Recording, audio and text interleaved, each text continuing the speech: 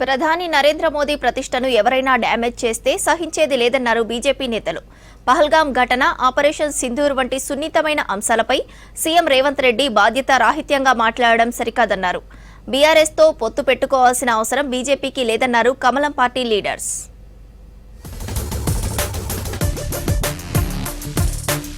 పహల్గాం ఘటన, ఆపరేషన్ సింధూర్ వంటి సున్నితమైన అంశాలపై సీఎం రేవంత్ బాధ్యతారాహిత్యంగా మాట్లాడడం సరికాదన్నారు కేంద్ర మంత్రి కిషన్ రెడ్డి. రాహుల్, రేవంత్, రాబర్ట్ వాద్రా ముగ్గురు దేశ సైనిక శక్తిని తక్కువ చేసి మాట్లాడుతున్నారని ఆరోపించారు. కవిత ఎపిసోడ్ పై ఎవరూ స్పందించొద్దన్నారు బీజేపీ స్టేట్ చీఫ్. కవిత ఇష్యూ తెలంగాణ ప్రజలకు సంబంధం లేని అంశమన్నారు. బీజేపీలో బీఆర్ఎస్ విలీనం కోసం ఎవరితో చర్చలు జరిగాయో కవిత చెప్పాలన్నారు. వాళ్ల డ్రామాలో మేము భాగస్వామ్యం కాబోమన్నారు. రాహుల్ గాంధీ అలా బావగారు, రాబర్ట్ వాద్రా లేక రేవంత్ రెడ్డి, ఈ ముగ్గురు రాళ్ళు దేశ సైనికులను అవమానం చేసే విధంగా, వాళ్ళు చేసినటువంటి పోరాటాలను తక్కువ చేసే విధంగా మాట్లాడుతున్నటువంటి విషయాన్ని ఈ సందర్భంగా మనవిస్తున్నాను. ఇలాంటి వాక్యాలతో మన దేశం యొక్క సైనికుల యొక్క శౌర్యము, ధైర్యము, పరాక్రమము, త్యాగము, సాహసాన్ని అనుమానించే విధంగా ఈ యొక్క నాయకుల వైఖరి ఉన్నది. ప్రధాని మోదీ ఇమేజ్ ను డ్యామేజ్ చేసేందుకు కాంగ్రెస్ విదేశీ అజెండాను మోస్తోందన్నారు బీజేఎల్పీ నేత మహేశ్వర్ రెడ్డి. సీఎం రేవంత్ రెడ్డి సరైన అవగాహన లేకుండా అబద్దాలను ప్రచారం చేస్తున్నారని తెలిపారు. దేశ భద్రతపై రేవంత్ చేసిన వ్యాఖ్యలు దేశద్రోహ చర్యతో సమానమన్నారు ఏలేటి. సీఎం రేవంత్ రెడ్డి బాధ్యత రాహిత్య, నిరాధారమైన ఆరోపణలు చేశారని అన్నారు ఎంపీ లక్ష్మణ్. ఆపరేషన్ సింధూర్లో రాఫెల్ యుద్ధ విమానాలు కోల్పోయామని చెప్పడం దిగజారుడు రాజకీయాలకు నిదర్శనమన్నారు. ఆర్మీ మనోభావాలను గాయపరచడమే కాకుండా దేశాన్ని అవమానించేలా సీఎం ఆరోపణలున్నాయని అన్నారు లక్ష్మణ్.